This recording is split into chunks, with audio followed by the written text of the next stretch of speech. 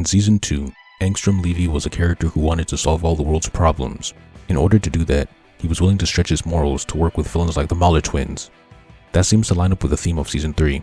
His goal was to combine the knowledge of all versions of himself, just they came from alternate dimensions, where at least one worldwide problem was solved. This would allow him to solve all the world's problems in his dimension, and other dimensions. This is a very fascinating idea, but then it takes a different direction. Invincible interrupts the fusing process under Cecil's orders, and it results in an explosion and incomplete fusion. With the memories of all the alternate versions, and how their Invincibles were evil, Angstrom adopts the goal of getting revenge on Mark.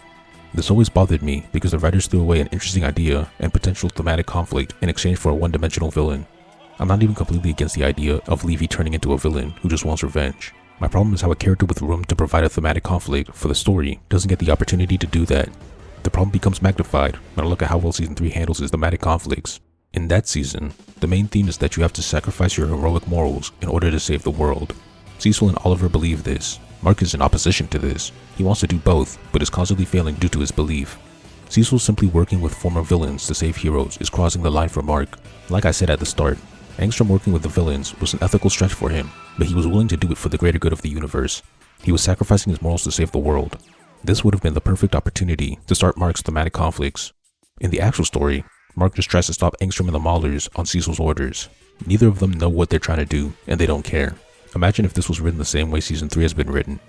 Mark goes to the science project to see what's happening. Once he sees two supervillains, he starts fighting. Angstrom explains his plan to save the world, but simply because he's working with villains, Mark decides to stop him. This would be the same reaction he had to Cecil using the Reanimen and Titan trying to work with him. This way, Angstrom's utilitarian plan would fail because Mark couldn't see the bigger picture. Invincible's decision to stop the plan would be a conscious, moral one, rather than just following orders and being ignorant. Cecil would have to be written out of this scene, because based on his iconic quote about being the guys who saved the world, Cecil should be on Angstrom's side. After Invincible knew his plan and still chose to mess it up, this fact could be combined with the alternate memories to turn Angstrom into Invincible's archenemy.